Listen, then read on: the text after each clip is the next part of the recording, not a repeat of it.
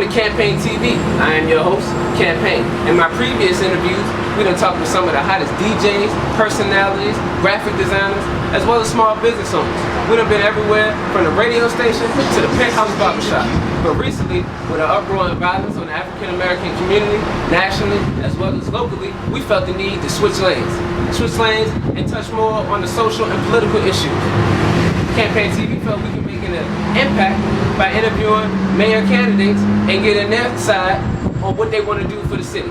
Out the gate, Joe Morrissey, the elephant in the room. Yeah, you may have heard of him, you may have seen him around. And he's with us today to discuss his bid for mayor. Keep it locked.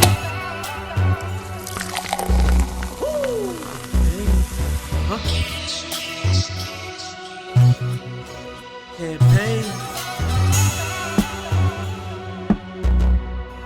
Fast lane. You don't play that track, bro.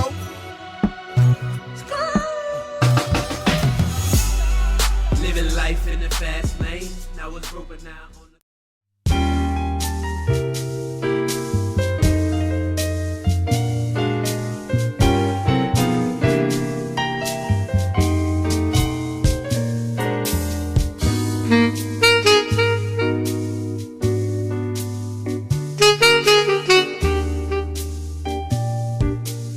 Welcome to Campaign TV.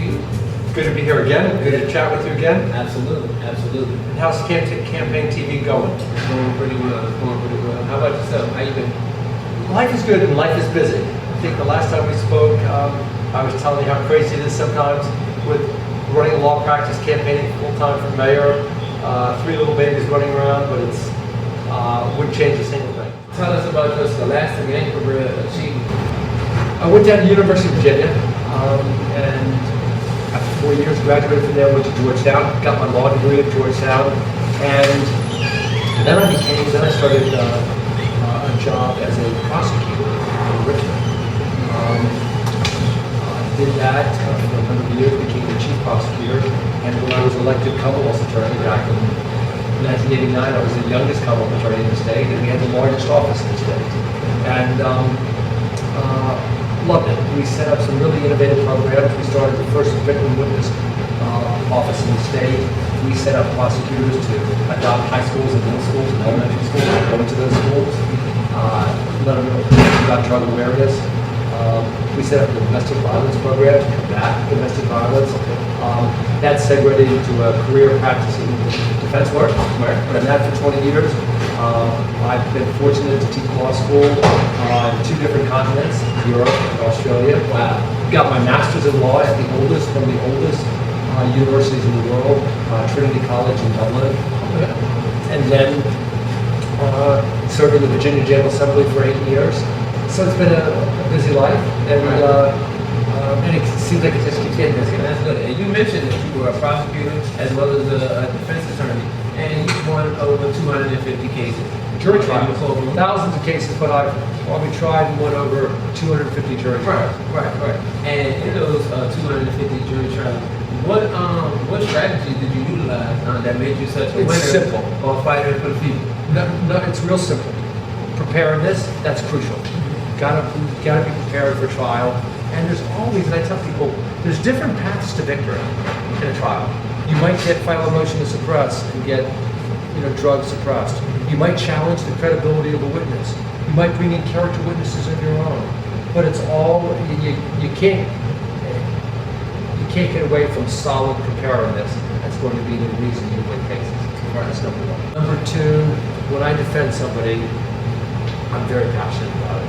And I let that jury or that judge know that I absolutely am convinced of my client's innocence.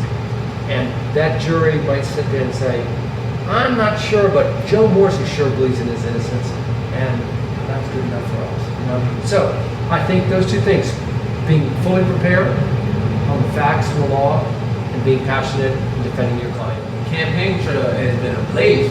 I mean, everywhere I've gone, I've seen posters, yard signs on any major section of street and highway. What strategic marketing tools did you use to help propel the campaign? Once again, it's simple. We don't have campaign consultants I write my own speeches, okay? I write my own issue papers. I don't hire people to distribute literature for me. We go out ourselves. It's what I call stick-to-itiveness. I tell them what I'm going to do to get vision tests for young children, pre-K up to 3rd grade. I tell them this is my idea to fight the opiate problems that we're having right now. Here is how I'm going to combat cronyism and nepotism in City Hall. This is what I'm going to do. Will you support me? Yes. Sign goes up. Move on. Do you think that helps Lynn building the connection? Oh yeah. Oh, absolutely.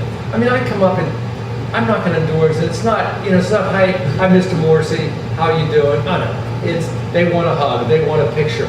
They know me. And they say, you did this when you were a delegate. I remember when you were Commonwealth Attorney, you did this. You defended my brother, my uncle, my sister, this. There is great connectivity. It could be through their church. It could be through a civic association. It could be personal. I represented their family. They know I care, and this is important. They know I've been fighting for them for 30 years. Now here in the city, we've seen millions of dollars spent on bike races, on tolls, on baseball stadiums, and things like that. But at the same time, we have inner city schools that being closed because of mold. Specifically, Elkhart Middle School that was closed down in February and had to move 500 students to the neighboring school across town, Clark Springs. So how do you, as mayor, if elected, plan to combat that, and what plans do you have to move forward? Okay. Great point that you just raised. Let's look at where our priorities have been for the last 7.5 years. We have 45 schools. Only 17 of them are fully accredited. That's a problem to begin with. I'm told that over half of them have mold and mildew. You gave an example.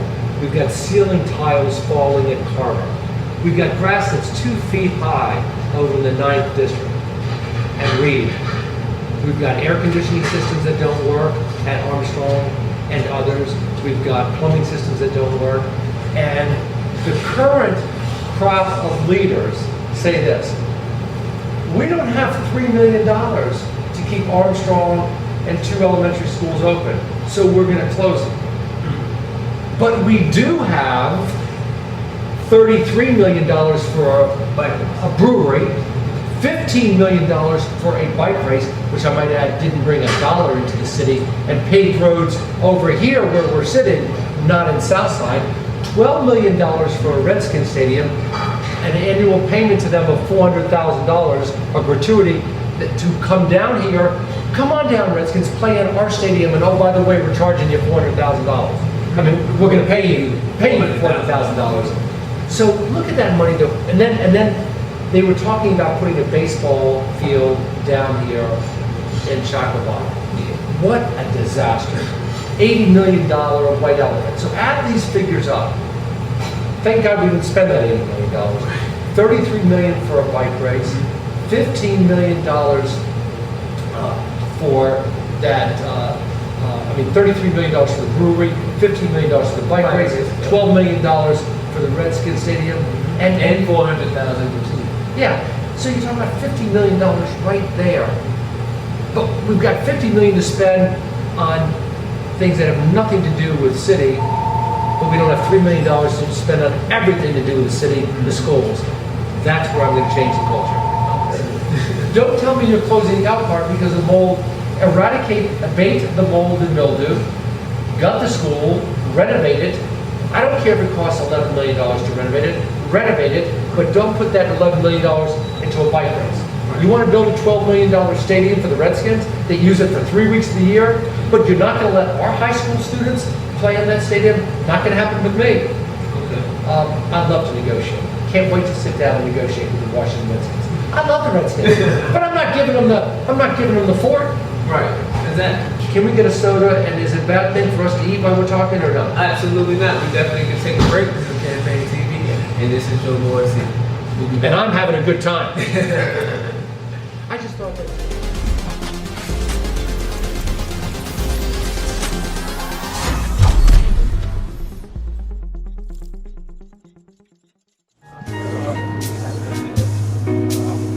How you doing? I just want to look at it. I'm not gonna eat it. If I could just get a little ketchup, that would be terrific.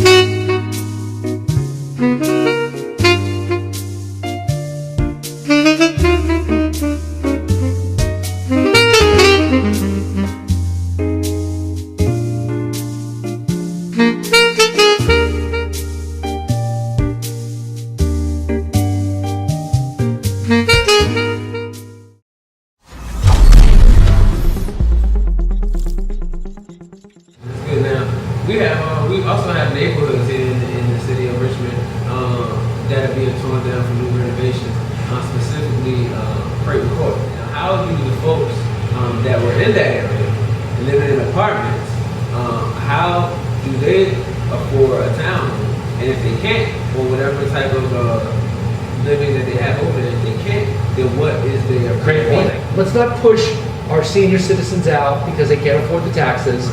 Okay, that's number one. Let's keep them there. Number two, our new developments have got to be mixed income. And speaking of, we've got to have more affordable homes. And that might segue into this next point. We have over almost 800 blighted homes in the city. We had legislation in the General Assembly, which I sponsored, that would allow municipalities to take receivership of a home. They take that home. What do I want to do with that blighted home? I want to sell it to my friend Chris, who's a developer, for $10. That home. I want to give him a water hookup. That's a $10,000 value for free.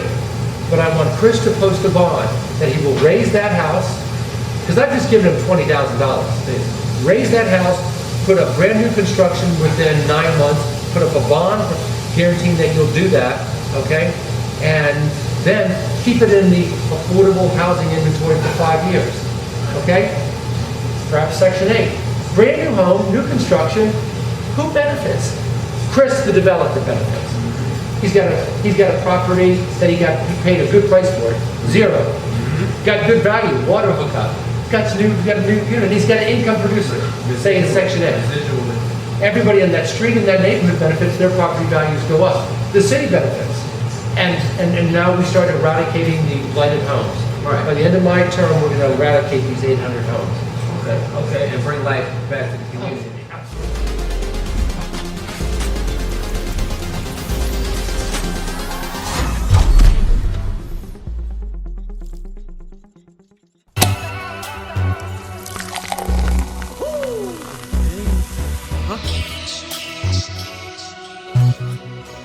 Campaign. Fast lane.